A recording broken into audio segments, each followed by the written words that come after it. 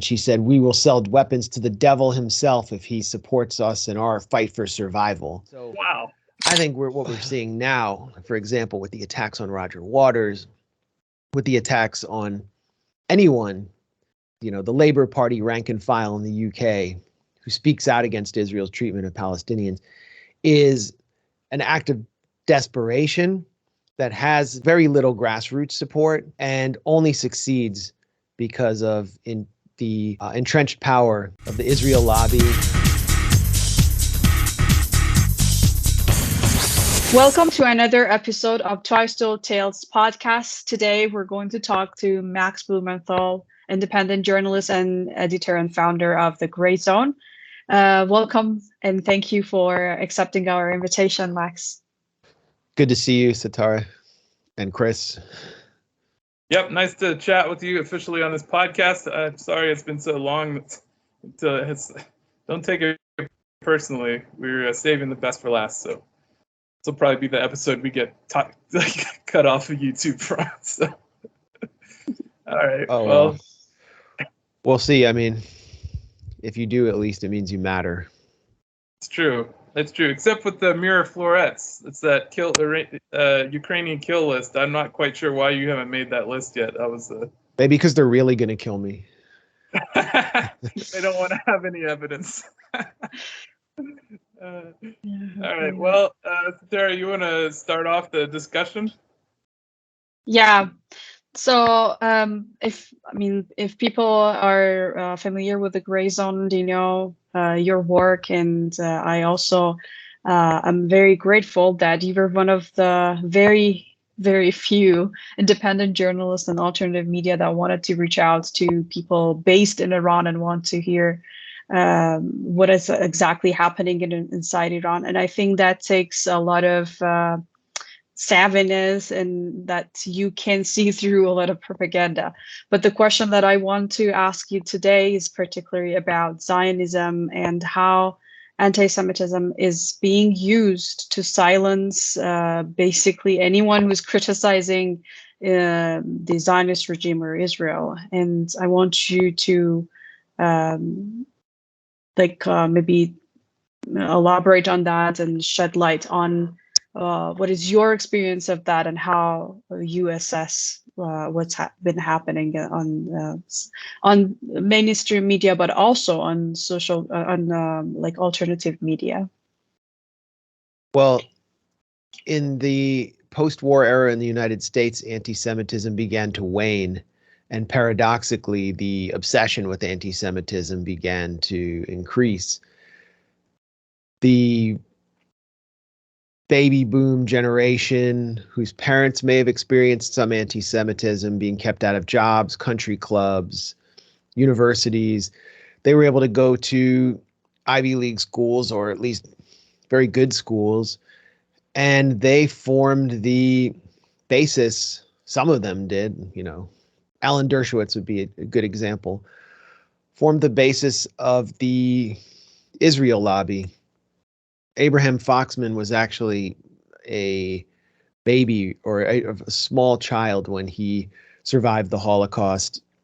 I think he and his family pretended to be Catholic, and that affected him psychologically. But by the early 70s, there was a reorientation of the definition of anti-Semitism.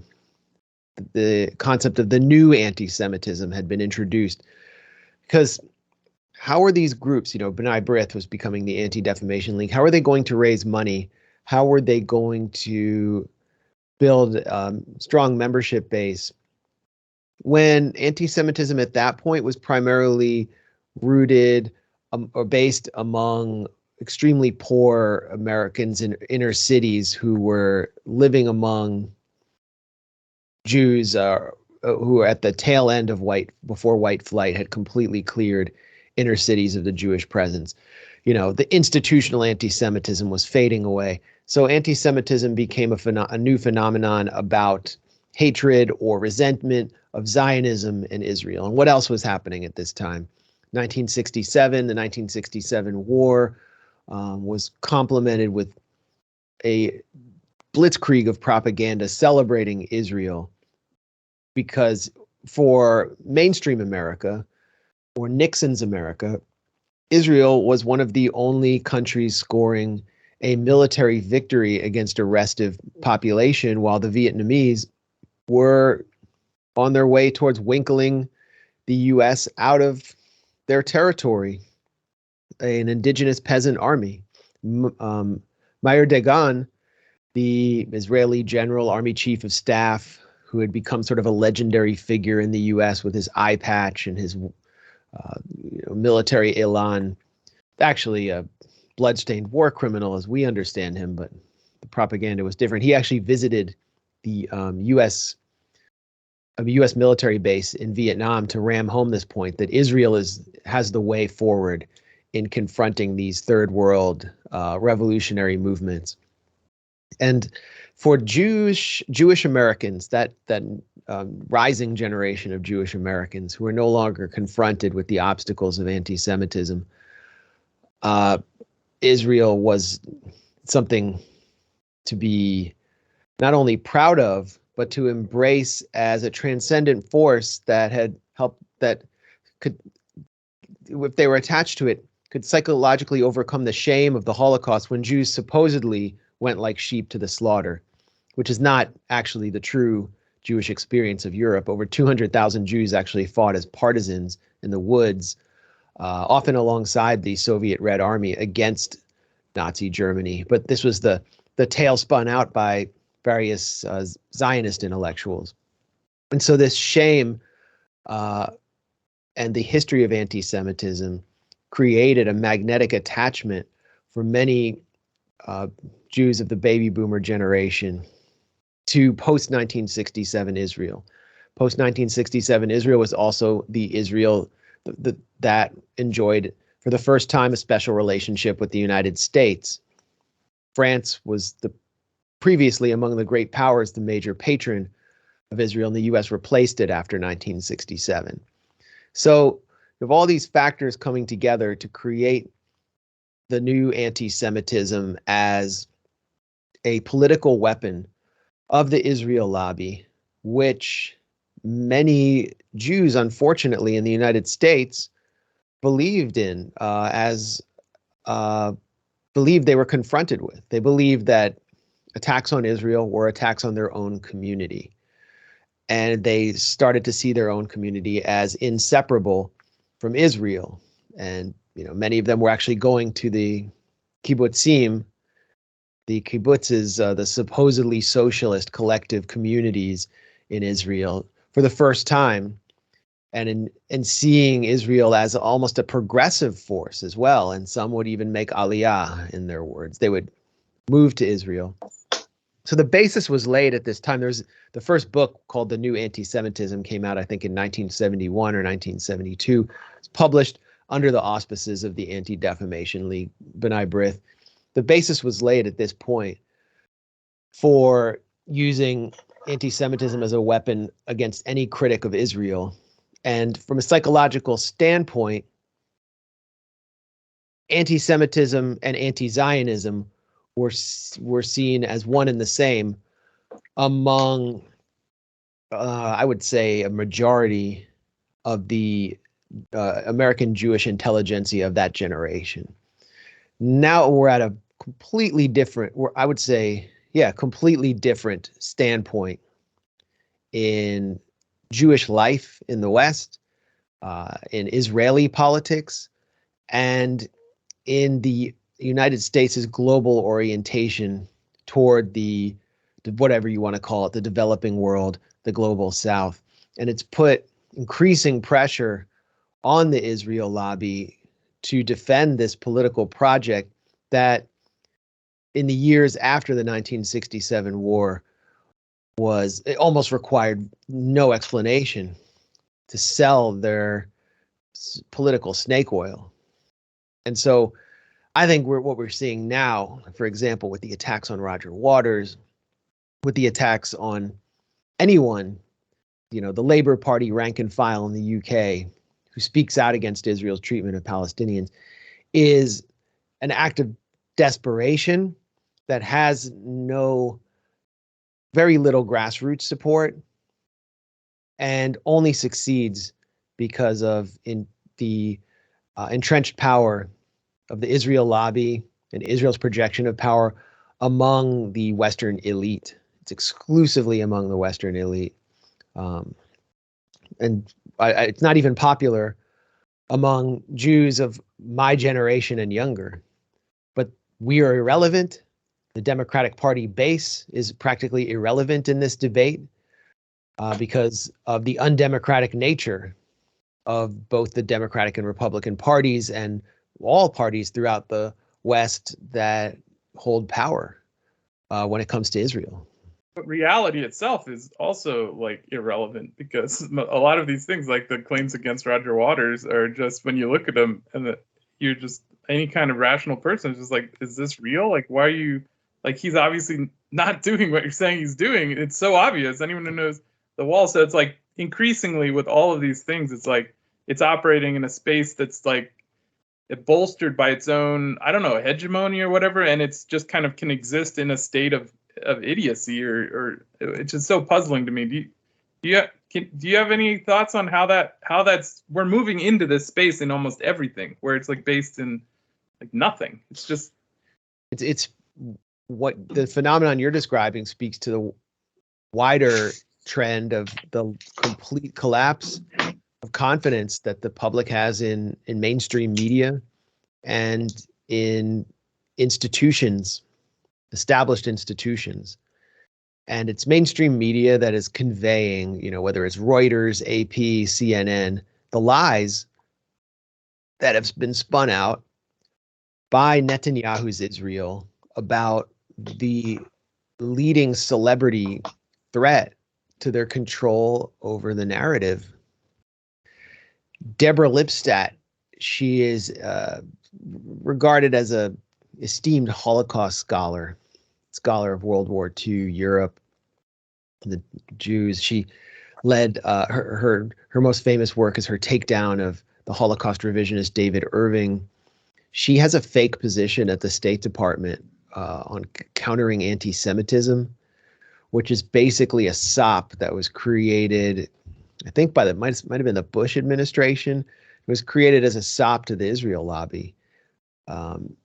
And they just put someone there to whine about attacks on Israel and call them racist, call everyone who criticizes Israel racist. Trump's person was a complete clown.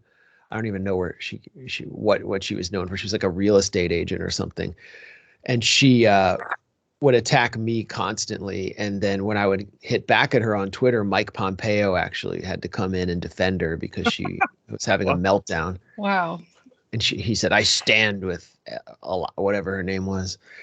Deborah Lipstadt's, not someone who's going to get involved on Twitter. She probably doesn't even know what Twitter is. I think might be in her 80s. But she called Roger Waters an anti-Semite.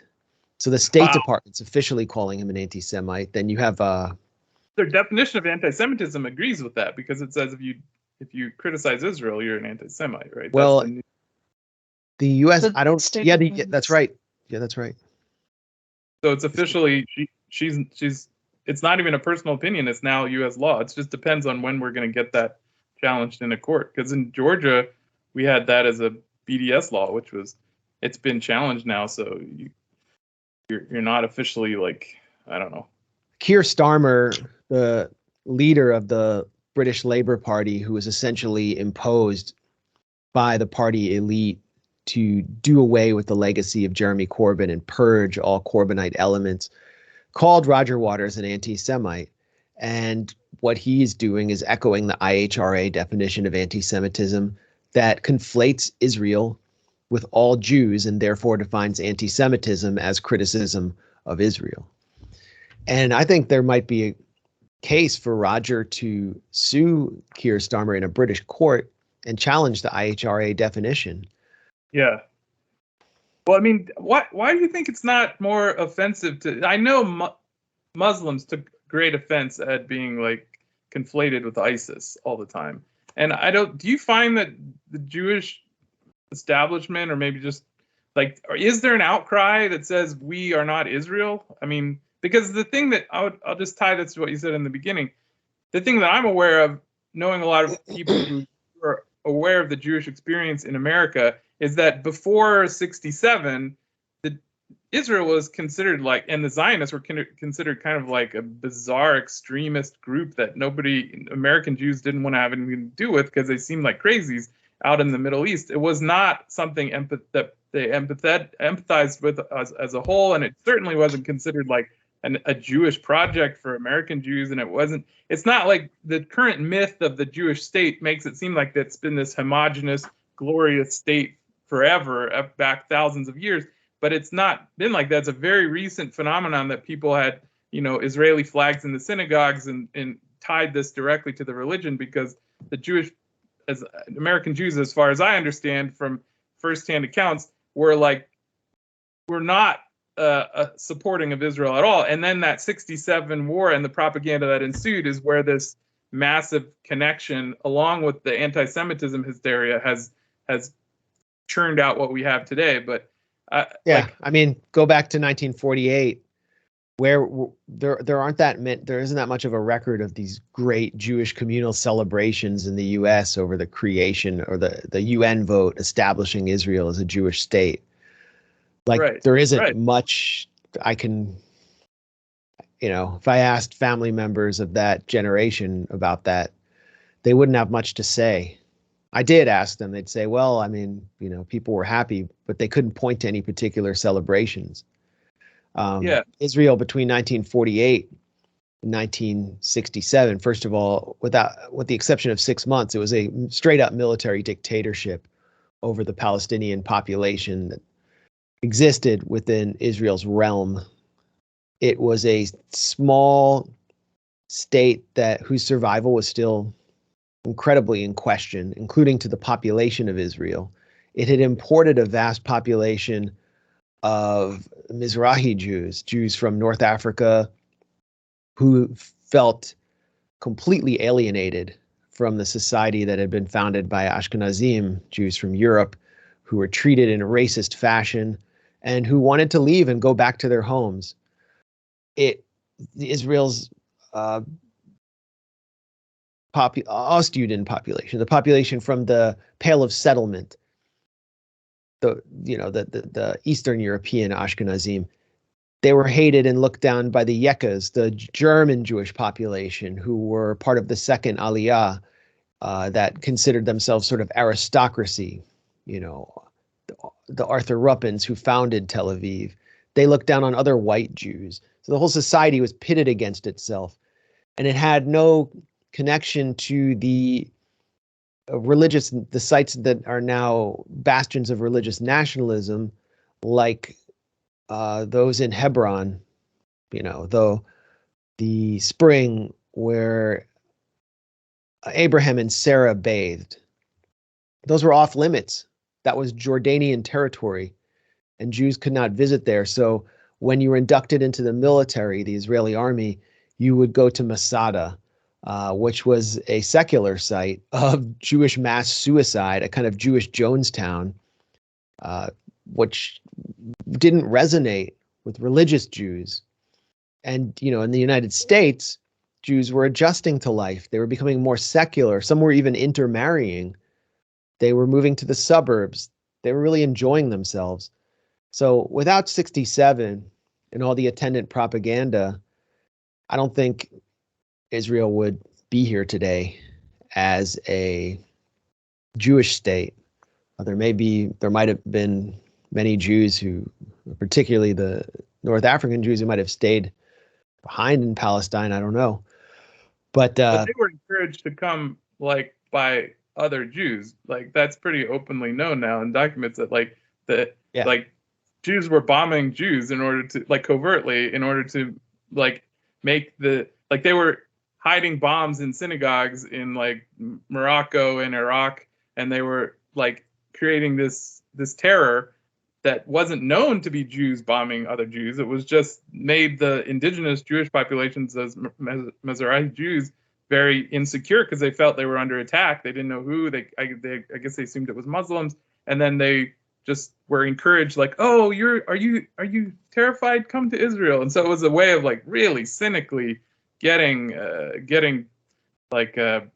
I guess, well, I don't know what you consider, like the lower class Jew. There was like kind of like a almost like human trafficking, very devious concept there, where you would just terrorize people in order to get them to move somewhere. Yeah, that's what took place in Baghdad. There was an underground organization that was actually being controlled or used by Israeli intelligence. Yigal Allon, the Israeli general, had a role in it, and they planted bombs in Jewish community centers in Baghdad in order to create a fear factor that would drive the Jewish population to emigrate to Israel, and it succeeded. They helped collapse Jewish life in Iraq. They're not anti-Semites, though. They're not anti-Semites. No, they're doing it for the good of Jews. Then you had the Lavon affair. Oh, right. Which is wrongly called the Lavon affair, named for Pinchas Lavon, who was the defense minister of Israel under Ben-Gurion's first government.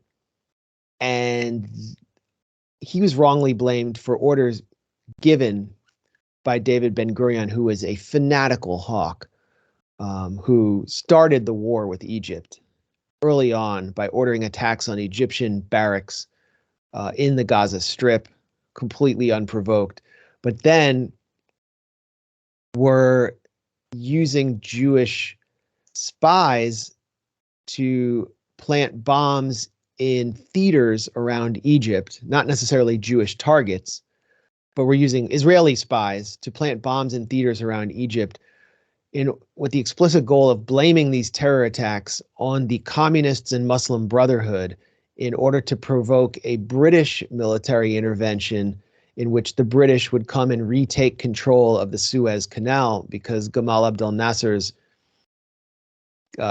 nationalization of the canal was seen as such a threat to Israel. Egypt was becoming a powerful economy and military force in the region. And it failed. The perpetrators were caught. They were pinpointed as Jews, and Egypt's Jewish population was then targeted, fell under the crosshairs thanks to this insane Zionist intervention, and they all had to leave. Today, there are less than 20 Jews in Egypt. The community leader of Egypt's Jews died a few years ago. These Jews are all like in their 80s and 90s. And, we can talk about what happened in Lebanon, the invasion of Lebanon. The U.S.'s liberty, that relates directly to Egypt. And it falls into the same category. In addition to the Levant affair, and very similarly, it's not so insane for the Israelis, because they are also, the USS Liberty was almost it was a very similar tactic. It was just on a more global scale, where they were trying to instigate the U.S. to fight Egypt by the Israelis pretending to be Egyptian fighters shooting at the USS Liberty. And then the interesting thing of that event, which would be sort of flow into how anti-Semitism or this Israeli influence on the U.S. government, is the U.S. government let it happen. Like it was they knew that this was happening, and they basically covered it up. So that's what the sailors believe, is that they were basically sitting ducks, that their own government abandoned them, which would make sense. And what the Israelis didn't want them there because they were collecting signals intelligence, and they didn't want the U.S. knowing what they were up to with their bombing campaign. This failed to really trigger any real anti-Semitism or any wave of anti-Semitism in the U.S., though, because not because the entire incident was covered up, but just because the American public is not generally anti-Semitic. So, I mean, there are actual anti-Semites who've tried to use the Liberty incident to turn the American public against Jews as a whole, but I can count them on my hand. But in the Middle East, it was a much more severe situation for the Jewish population. And you can see how Zionism, the presence of Zionism, the proliferation of Zionism actually was the greatest threat to Jewish life across the Arab Middle East, or what you would call West Asia.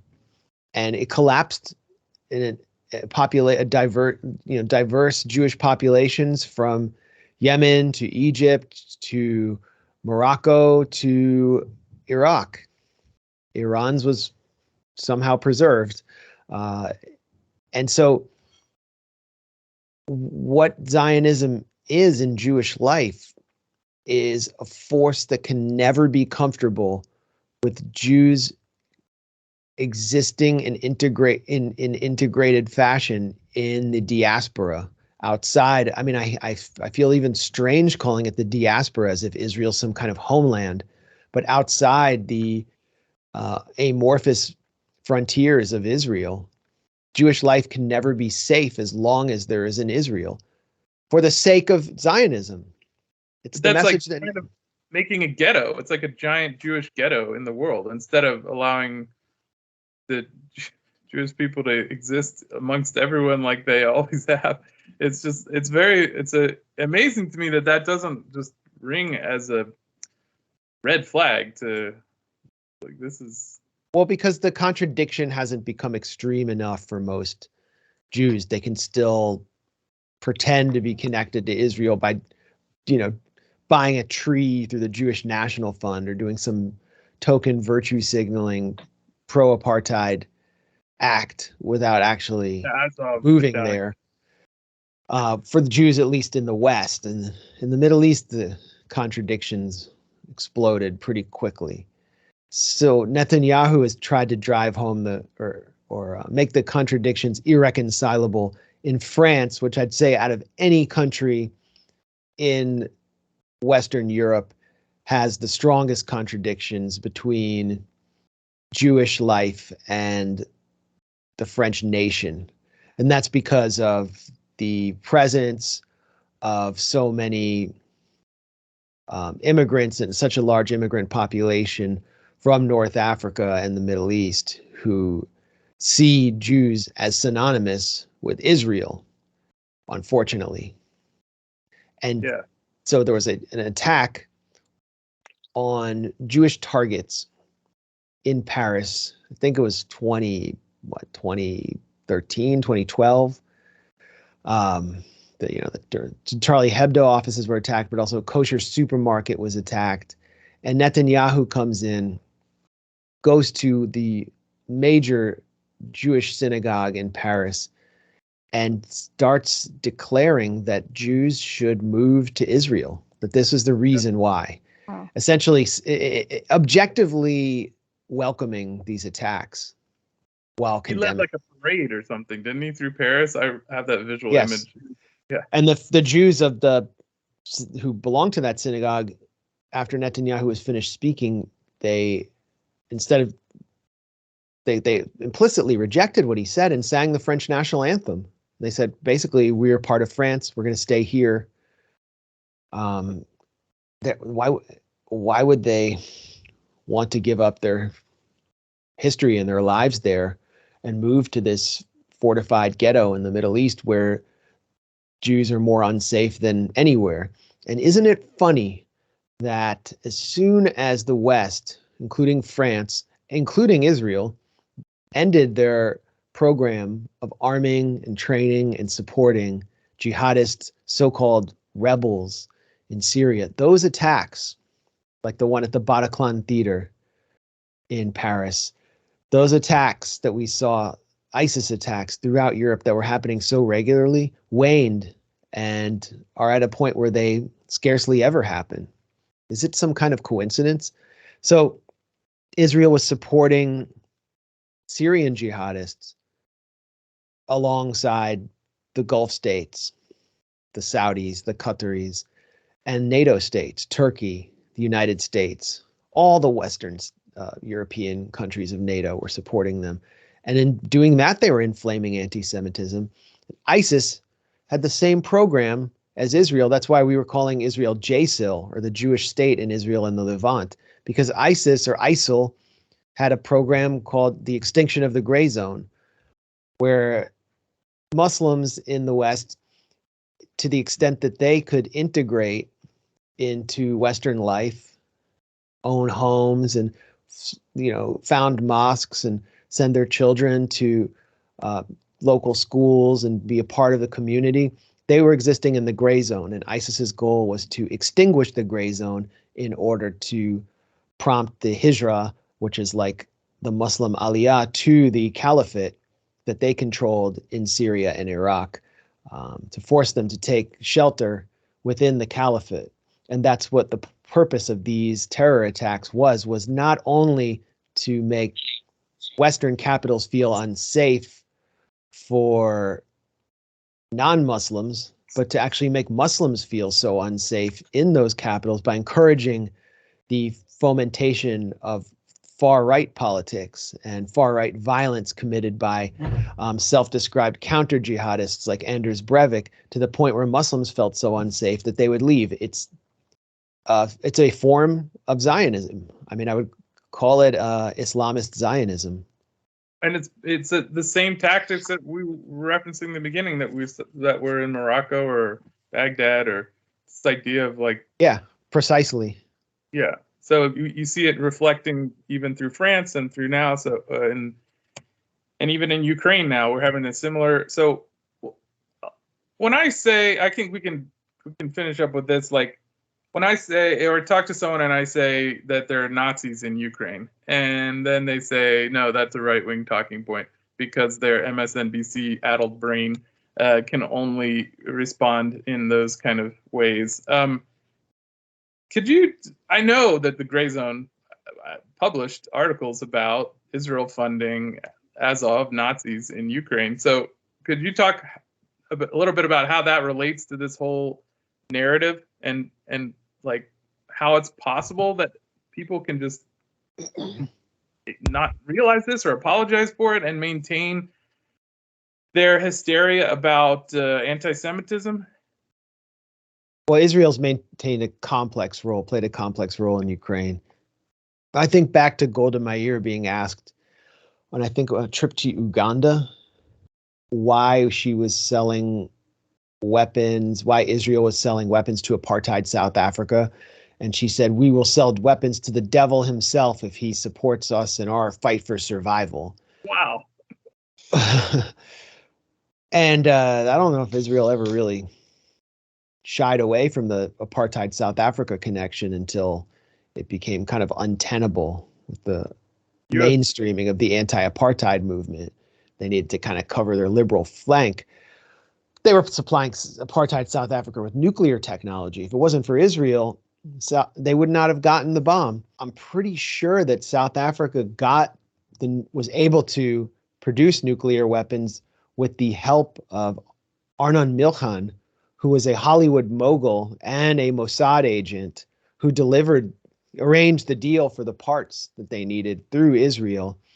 And Milchan was the mentor for Yair Lapid, the son of the late Israeli opposition leader Tommy Lapid, who became Israeli prime minister. And for years, he actually worked in Hollywood under Milchan.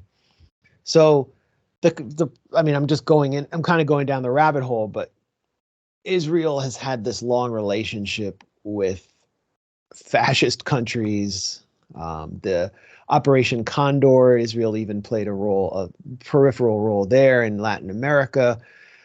Israel supported the Guatemalan quasi-fascist government of Efraim Rios Montt as it committed genocide against its Mayan population.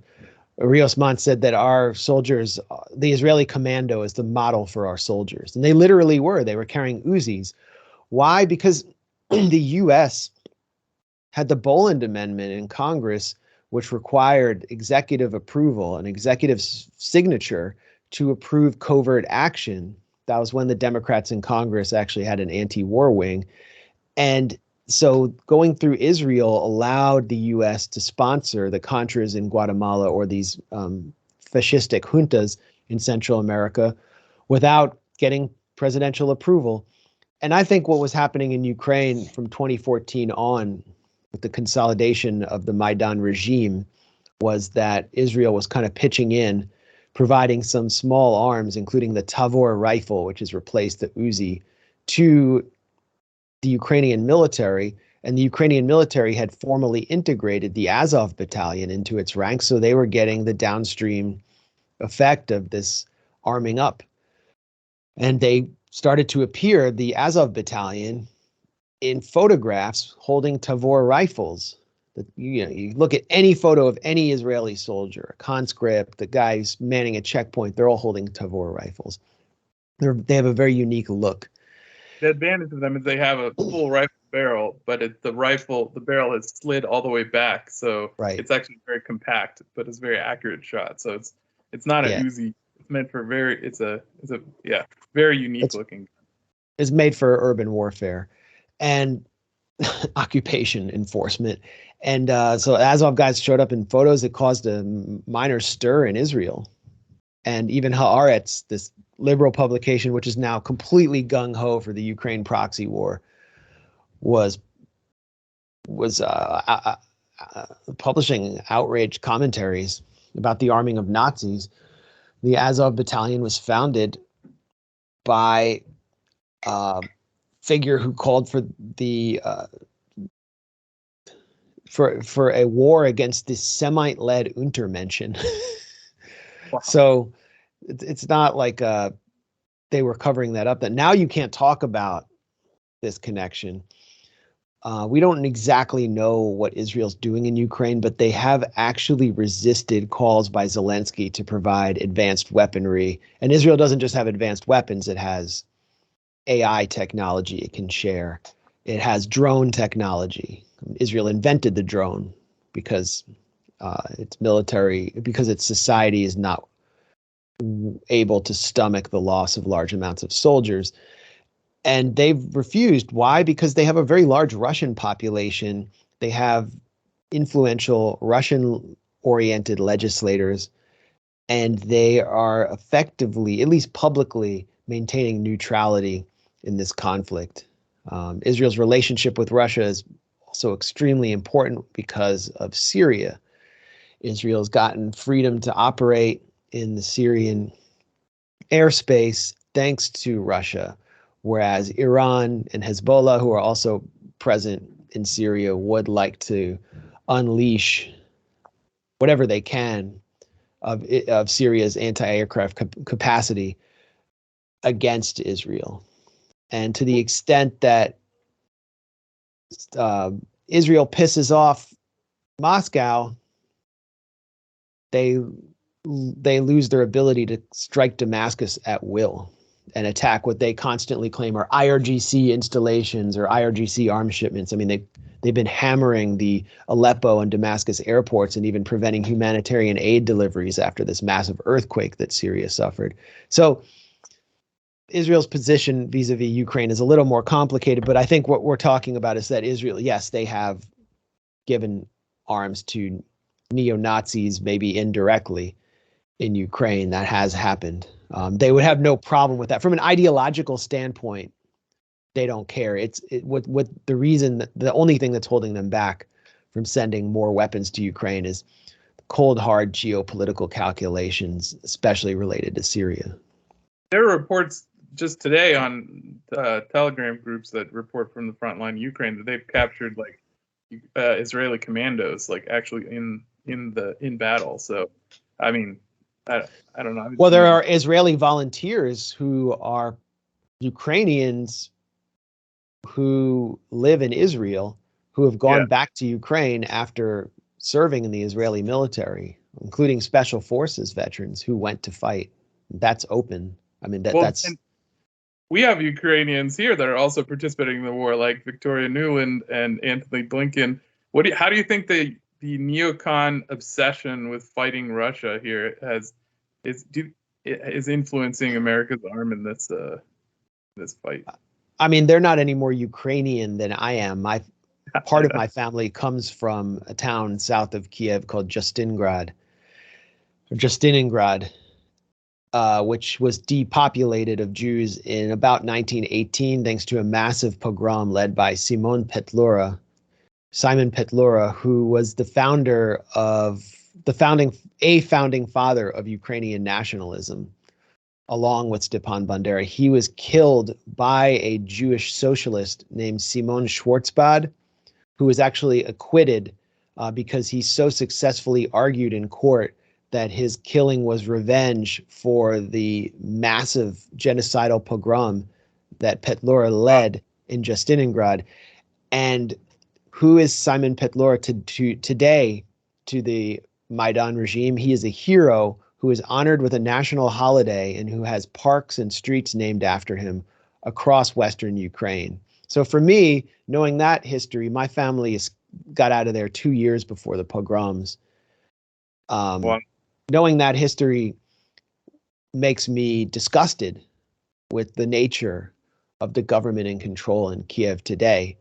For Blinken and Nuland, they've obviously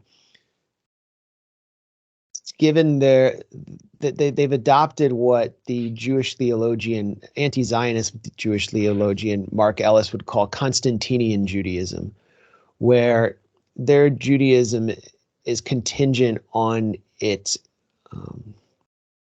imperial acceptance, or it's fused with the empire in order to provide them with a place within the hegemonic power structure. And it runs counter to the kind of Judaism that Ellis espouses, which is prophetic Judaism. And so they see Ukraine as part of this imperial project that has been good to them and their family, the transatlantic project, which includes Germany, which supposedly purged the ghosts of the Holocaust and gives attack boats to Israel to patrol the shores of Gaza. This is good in the view of Blinken and Nuland for Judaism, and they don't care if there are Nazis in Ukraine because it's Putin who represents a world order that is anti-democratic, autocratic, and right-wing, and also anti-gay, and maybe they're anti-Semitic. I don't know. That let's just like blur it all into one thing. Their understanding is their understanding of Russia under Putin is very convoluted and warped, just as their understanding of Ukraine is demented. And just being in Washington, having been around some circles of people who support liberals who support Ukraine, they believe that the presence of Nazism in Ukraine or the reverence for Holocaust collaborators is just non-existent. They just refuse to accept that they see it as complete Russian propaganda. If I say anything about it, they're like, "Oh, how could you even say that? That's just Russian propaganda." Like it's wow, not accept it. Wow. But for Blinken and Nuland, it's all about power.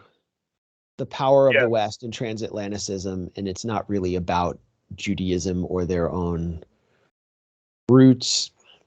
And if they go and meet Zelensky, well, that's all they need to see to know that there are no Nazis there. Right, he's a Jewish president. He's a very genuine individual. The most important statement that you made in this interview or in this conversation that we had was that as far as there is in Israel, the Jewish community is not safe anywhere in the world. And so it's not only about Arabs or Muslims. Israel is a threat actually to security and peace across the world, even for the Jewish community, or maybe even more for the Jewish community than anybody else, because they're exploiting or they're abusing Judaism to further their agenda, and they are the ones who are attacking Jews and who are like we said, like threatening Jews more than anyone else. And I think it's very important that more people from the Jewish community like yourself are have the courage to speak out and say, and just there are a lot of Jews who are doing that, but I think it's very important that we see more people from the Jewish community that speak against Israeli crimes, that speak about the threat of Zionism and the Israeli regime for the world. And it doesn't matter which faith people come from. It's a threat for anyone across the world, I think. Definitely. And it's warped our own countries. The special relationship with Israel has prevented progressive and anti-war politicians from coming to power, as we saw with Jeremy Corbyn, who came under attack not only from members of the domestic UK Israel lobby, but from a campaign spun out through the Israeli embassy in London. And it's compromised communities that run counter to the objectives of Israel in the United States. So look at what happened in Tormos Aya, which is a town outside Ramallah, where 400 lunatic settlers rampaged on a pogrom through the town, smashing cars, smashing houses. These were the homes of U.S. citizens. When it's like wintertime, that town is practically depopulated. In the summer, it's filled with Americans from Michigan, from all across the Palestinian diaspora in the U.S. And the State Department, what did it say? It said, well, we hope Israel will investigate. They did nothing to defend U.S. citizens. And I have a friend here in the U.S. who tried to go visit family in Palestine. He's born in the U.S., Palestinian, but born and not even naturalized. He tried to go visit. He was turned away at the border. And ever since then, he has been on a no-fly list in the U.S. And his wife was just pulled off a flight on the way to Dubai and interrogated about him with the kids, young kids left on the flight. Wow. This is because of Israeli security coordination with the Department of Homeland Security. There's no other explanation. And so his citizenship is less than mine. And we were both born in the United States because he's Palestinian. Meanwhile, I have a second country. I have no connection to it at all. Well, I'm denied entry to Israel because I was involved with, standing up for Palestinian rights in the U.S. And I've been there many times, and then all of a sudden they said, no, you can't come anymore. So I've denied and turned back to Jordan. So, yeah, they have no. Yeah. Anyway, Modi's in town here in Washington, and Indian TV is reaching out to me, so I'm gonna field that interview. All right, we'll let you go. Okay, good luck with that. Thanks so much. We'll do this again. Yeah, thanks for coming on, and everyone, thanks for joining us on another episode of Twice Told Tales. Check out the links in the description. Check out the Grayzone, and we'll see you again next time.